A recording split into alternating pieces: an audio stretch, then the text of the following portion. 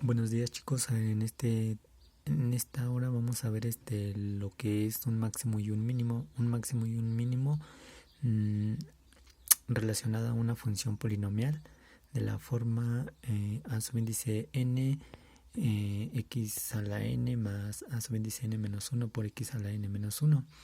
Eh, una función polinomial de la forma general se traza de la siguiente manera, o puede ser la trayectoria de, como lo pueden observar en la gráfica, en donde tiene dos puntos máximos y un punto mínimo.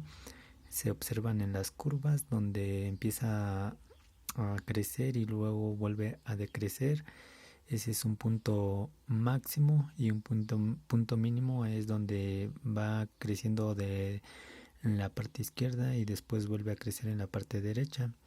Entonces, ¿cómo vamos a obtener estos puntos máximos o puntos mínimos?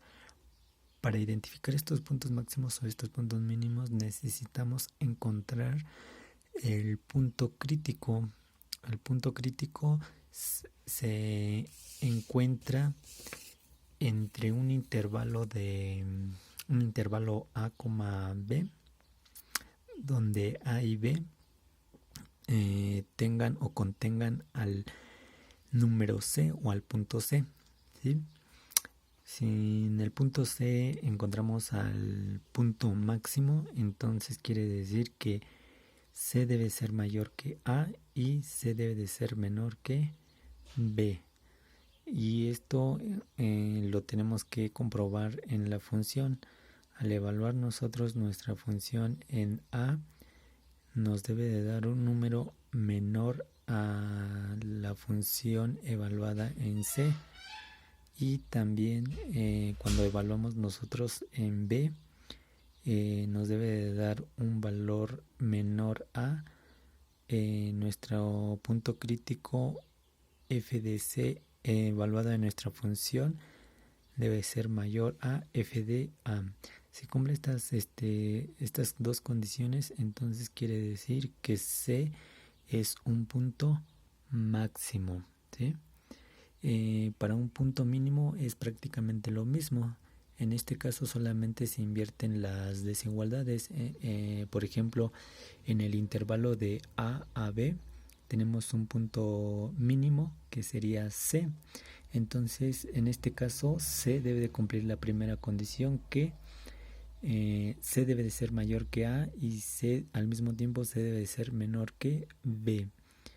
Y por lo tanto, en este caso, f de a debe de ser mayor a f de c, y f de b debe ser mayor a f de c, ¿sí? Para localizar nuestro punto mínimo en esta función. Posteriormente vamos a ver un ejemplo. Por ejemplo, aquí tenemos una función f de x igual a 2 menos x cuadrada, ¿sí? Realizamos nuestra tabulación y nos arroja una gráfica, como lo pueden ver aquí, de un intervalo de menos 2 a 2, donde a vale menos 2 y b vale 2. Y entonces estamos hablando de un intervalo de cerrado que es de menos 2,2. Entonces, si realizamos nuestra gráfica en ese intervalo, nos da una trayectoria de esta forma. Como pueden ver aquí, el punto máximo se encuentra en 0, ¿sí? Porque cuando nosotros evaluamos f de menos 2, el resultado que nos da es menos 2, y en f de 0 nos da 2. Entonces, en este caso, f de 0 es mayor a f de menos 2. Por lo tanto, es un máximo. Se cumplen aquí las características o los criterios que vimos anteriormente de un punto máximo. Entonces, para el ejemplo de un mínimo, como podemos ver, tenemos nuestra función x cuadrada menos x más 1 en el intervalo de menos 3 a 3. Nuestra tabulación es de la siguiente manera. Nos va a salir una gráfica de una parábola de esta forma, en la cual el punto mínimo se encuentra en el intervalo de 0 a 1. Este sería un mínimo relativo. Entonces, en el siguiente video les voy a decir cómo se localiza un punto mínimo y un punto máximo en un intervalo.